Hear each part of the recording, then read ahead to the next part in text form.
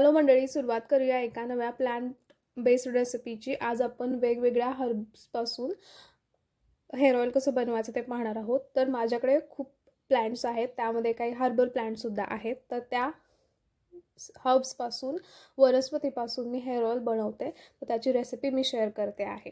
तर आपण कडुलिंब वापरायचा आहे तेल बनवण्यासाठी। 2 ते 3 त्याचे फांद्या तुम्ही घेऊ शकता आणि पुरेशी असतात तेवढी पानं।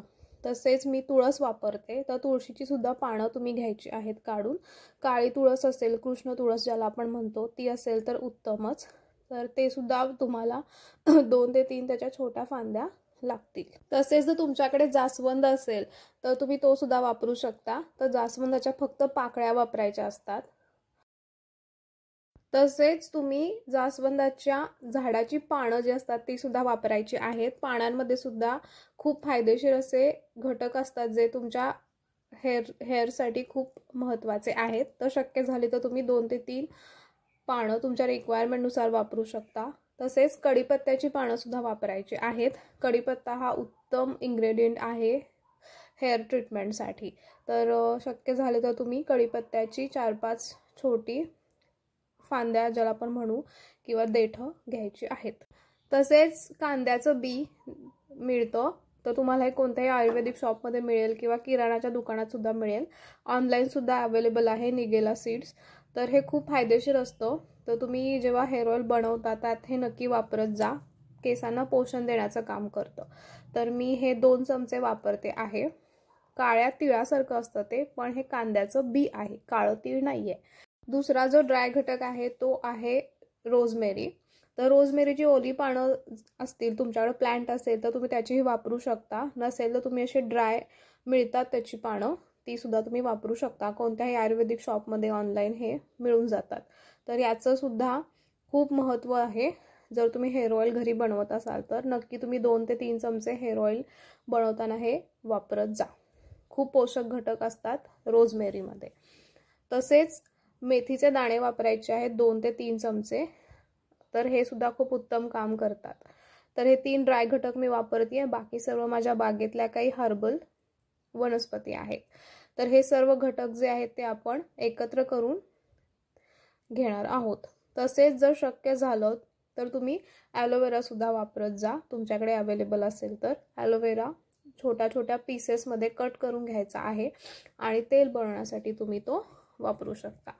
तर हे सर्व घटक जे आहेत ते आपण एकत्र करून घ्यायचे आहेत आणि खूप महत्त्वाचे इन्ग्रेडियंट आहेत जे केसांच्या पोषणासाठी खूप महत्त्वाचे आहेत आणि याच्यापासून बनणारं तेल आहे ते खूप जास्त इफेक्टिव्ह असणार आहे।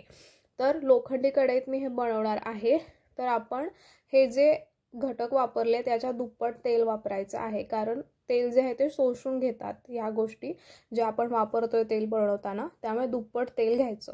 साधारण 1 बाउल हे सर्व घटक असतील तर दुप्पट 2 बाउल तेल घ्यायचं आहे। तर लोखंडी कढई घेतली आहे मी, त्यात मी दुप्पट तेल घेणार आहे आणि पानं वगैरे जी आहेत तुम्ही ती छोट्या पीसेसमध्ये कट करून टाकू शकता किंवा आहे तशी सुद्धा टाकू शकता। मिक्सरला वाटायचं नाही, आहे तसेच टाकायचं आहे। तर सर्व घटक जे आहेत ते आपण तेलामध्ये 1 बाय 1 टाकून घेऊया आणि तेल जे आहे ते मंद आचेवरती शिजण्यासाठी ठेवायचं आहे। तसेच एकसारखं ते ढवळत राहायचं 15 ते 20 मिनिटं। सर्व घटकांचा जो अर्क आहे तो तेलात छान उतरतो आणि इफेक्टिव्ह असं हेअर ऑइल बनतं। मंद आचेवरतीच एकसारखं ढवळत राहायचं आहे। साधारण 15 ते 20 मिनिटं लागतात। हे जे घटक आपण वापरले त्याचा कलर बदलतो तेव्हाच ते गॅस जो आहे तो बंद करून घ्यायचा आहे। पूर्ण अर्क जो आहे तो सर्व घटकांचा तेलात उतरला पाहिजे। मंद आचेवरतीच तेल बनवायचं आहे, घटक जे आहेत ते जळले नाही पाहिजेत। तर हे आपण 15 ते 20 मिनिटं असं छान बॉईल करून घेऊया। फेस येणं पूर्ण बंद होतं तेव्हाच तुम्ही तो गॅस बंद करायचा आहे। ॲलोवेरा मी शेवटी टाकते, थोडेसे ते आधीचे घटक त्यात छान मुरल्यानंतर, कारण ॲलोवेरामध्ये पाणी असतं। तर शेवटी मी ॲलोवेरा टाकते, तुम्ही सर्व घटकांसोबत सुद्धा टाकू शकता। 15 ते 20 मिनिटं झाले आहेत, तुम्ही पाहू शकता कलर बदललाय छान पानांचा आणि सर्व अर्क जो आहे त्या घटकांचा तेलात उतरला आहे। या स्टेजला तुम्ही गॅस बंद करून घ्यायचा आहे। तेल मुरण्यासाठी ठेवायचं। 3 ते 4 तास छान थंड करून घ्यायचं. लोखंडी पॅनमध्ये किंवा कढईत बनवल्यामुळे आयर्न जे आहे ते छान उतरतं तेलात आणि इफेक्टिव्ह तेल बनतं. नंतर तेल थंड करून घ्यायचं आणि गाळून घ्यायचं आहे. तर तेल जे आहे ते प्रॉपर गाळून घ्यायचं. तुम्ही टिश्यू पेपरसुद्धा गाळणीच्या वर ठेवू शकता. फार व्यवस्थित तेल गाळलं जातं. पूर्ण ते स्ट्रेन करून घ्यायचं आहे छान. आणि तेल जे आहे ते तुम्ही काचेच्या भांड्यात स्टोअर करायचं आहे. ते खूप दिवस चांगलं राहतं. ओला हात लागणार नाही याची काळजी घ्यायची आहे. बरेच दिवस ते व्यवस्थित राहतं. त्यामुळे ते घटक छान शिजणं महत्त्वाचं आहे तेलामध्ये. तेव्हाच ते उत्तम असं हेअर ऑइल बनेल आणि ते छान काम करेल केसांसाठी. तर काचेच्या जारमध्ये ठेवायचं आणि जे आपण घटक वापरलेत ते केसांसाठी खूप उत्तम असतात आणि त्याचा अर्क त्या तेलात उतरलाय. तर तुम्ही हे ऑइल नक्की बनवून वापरण्याचा प्रयत्न करा आणि तुमच्या प्रतिक्रिया मला कमेंट सेक्शनला कळवू शकता. Happy gardening.